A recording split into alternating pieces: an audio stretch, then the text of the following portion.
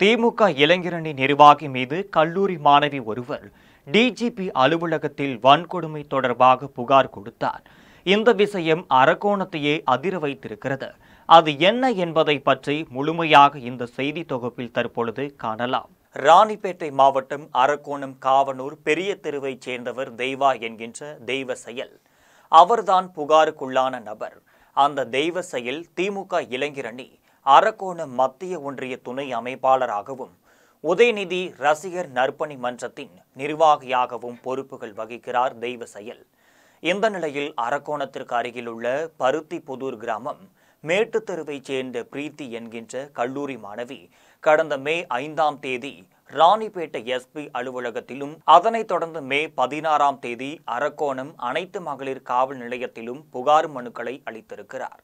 அதில் திருமண மோசடி, பல பெண்களுடன் தொடர்பு, உடல் முழுவதும் கடித்து சித்திரவதை, கொலை மிரட்டல் விடுத்தல் என தெய்வா மீது அடுக்கடுக்கான புகார்களை கொடுத்திருக்கிறார். அது குறித்து பிரீத்தி, நான் ஆடும்பாக்கம் அரசு கலை கல்லூரியில் BA ஆங்கிலம் 2ஆம் ஆண்டு படித்து வருகிறேன். ஏற்கனவே கௌதம் என்பவரை காதலித்து திருமணம் செய்திருக்கிறேன். 2 வருடத்திற்கு முன்பு கர்ப்பமாக இருந்த பொழுது கௌதம் தன்னை எட்டி உதைத்ததில் கரு கலைந்து விட்டது. அவர் மீது போலீசில் புகார் கொடுத்த பின்பு அவரை விட்டு தனியாக வந்து விட்டேன். அதனைத் தொடர்ந்து என்னுடைய வாழ்க்கையை பார்த்துக்கிட்டு காலேஜுக்கு போய்கிட்டு இருந்தேன். அதுக்கு நடுவில் என் கூட படிக்கிற தோழி மூலமா 2024 நவம்பரில் தெய்வ செயல் அறிமுகமானார். நான் ஒரு வக்கீல், திமுகவிலும் பெரிய போஸ்டிங்கில் இருக்கிறேன். உதவி வேணும்னா தயங்காம சொல்லுன்னு பேசி அடிக்கடி என்ன சந்திச்சான். கொஞ்ச நாள்லயே லவ் பண்றேன்னு சொல்லி டார்ச்சர் பண்ணா. எனக்கு ஏற்கனவே விவகாரத்து வழக்கு கோர்ட்ல இருக்கிறதையும் அவங்கிட்ட சொன்னேன். பரவாயில்ல, நான் உன்னை நல்லா பார்த்துக்கிறேன்னு கட்டாயப்படுத்தி நம்பிக்கை கொடுத்தான். கடந்த ஜனவரி 31ஆம் தேதி அன்னைக்கு ஒரு கோவிலுக்கு கூட்டிட்டு போய் தாலி கட்டுனா. இந்த வாழ்க்கையாவது சந்தோஷமாக இருக்கணும்னு வேண்டிக்கிட்டு தெய்வா கூட போனேன். 2-3 நாள்ல சென்னை வண்ணாரப்பேட்டைக்கு கூட்டிட்டு போய் அமைச்சருக்கு உதவியாளர் ஒருத்தவர்கிட்ட என்ன மனைவின்னு அறிமுகம் செஞ்சான். இன்னும் சில திமுக பிரமுகர்கள் கிட்டையும் என்ன அறிமுகம் செய்து வைத்தான். அது வரைக்குமே அவனோட நோக்கம் என்னன்னு எனக்கு தெரியல. கடந்த மார்ச் 20ஆம் தேதி தான் அவனோட அம்மாவையே கண்ணுல காட்டுனா. அவனுக்கு உடம்பு சரியில்லைனும் அரக்கோணத்துல இருக்கிற ஒரு தனியார் ஹாஸ்பிட்டலுக்கு கூட்டிட்டு போனாங்க. அங்க வந்த பார்னாங்கிற பொண்ணு, தெய்வாவுக்கு நீ 3ஆவது மனைவி, நான் தான் அவனோட 2ஆவது சம்சாரம். கனிமொழிங்கிற பெண்ணை கல்யாணம் பண்ணதை மறைச்சுதான் என்ன கல்யாணம் பண்ணானே. இப்போ உன்னை ஏமாத்திட்டு இருக்கான்னு சொன்னாங்க. இதை பார்த்து கோபமடைந்த தெய்வா என்னமோ பொய் சொல்லி சமாளிச்சான். விசாரிச்சப்ப ஏற்கனவே 7 பொண்ணுங்களை அவன் ஏமாத்தி இருக்கிறது தெரிய வந்துச்சு.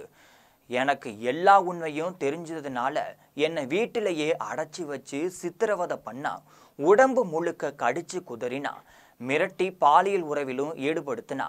இதனால ஏற்பட்ட மன உளைச்சல்னாலேயே கடந்த ஏப்ரல் 5ஆம் தேதி தற்கொலைக்கும் முயற்சி பண்ணேன். பிறகு என்ன குடும்பத்தார் மூலமாக மீட்கப்பட்டு அரக்கோணம் அரசு மருத்துவமனையில் அட்மிட் ஆனேன். அப்புறமா மேல் சிகிச்சைக்காக திருவள்ளூர் அரசு மருத்துவமனைக்கு மாற்றி என்ன பிழைக்க வச்சாங்க.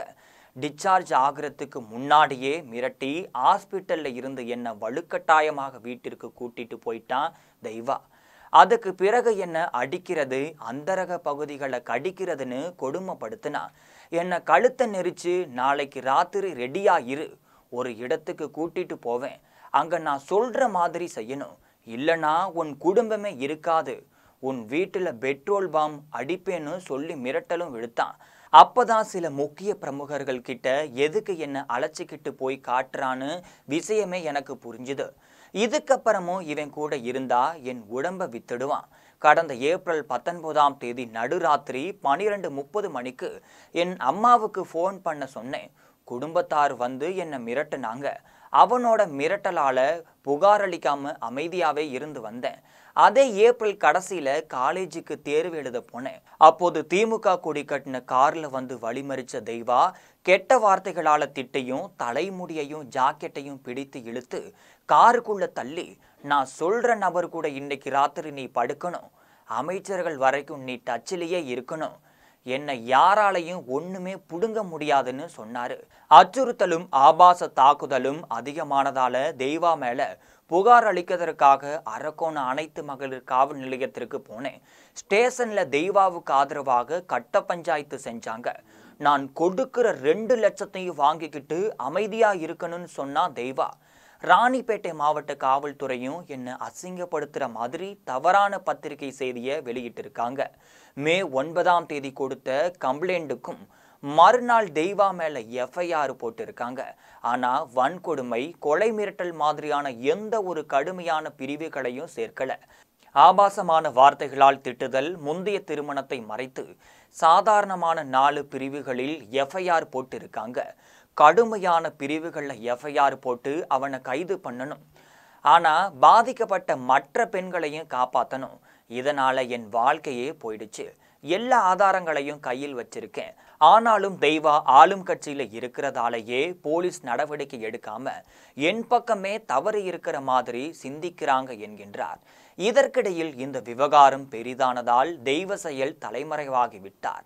இதை பற்றி அரக்கோணம் மகளிர் காவல் நிலைய இன்ஸ்பெக்டர் வாசுகி கூறுவது, இந்த விவகாரத்தில் முதலில் கொடுக்கப்பட்ட புகாரின் அடிப்படையில் தெய்வ செயல் மீது எஃப்ஐஆர் போட்டுவிட்டோம். இரண்டாவதாக கொடுக்கப்பட்டிருக்கும் புகார் ஏற்கனவே கொடுக்கப்பட்ட புகாரோடு பொருந்தவில்லை. ஆனாலும் மாணவியின் புகார் சம்பந்தமாக தீவிர விசாரித்து நடவடிக்கை எடுத்து வருகிறோம். குற்றம் சாட்டப்பட்ட தெய்வ செயலை பிடிக்கவும் டீம் விரைந்திருக்கிறது என்றிருக்கிறார். இந்த நிலையில் பொள்ளாச்சி என்று மேடைதோறும் கூவிய திரு ஸ்டாலின் அவர்களே, உங்கள் அலங்கோல ஆட்சிக்கு அரக்கோணமே சாட்சிதான் என்று கேட்டிருக்கிறார் எதிர்க்கட்சி தலைவர் எடப்பாடி பழனிசாமி. எவ்வளவு விமர்சனங்களும் வந்தாலும் சார்களை காப்பாற்றுவதிலேயே அக்கறையாக இருக்கிறது காவல்துறை.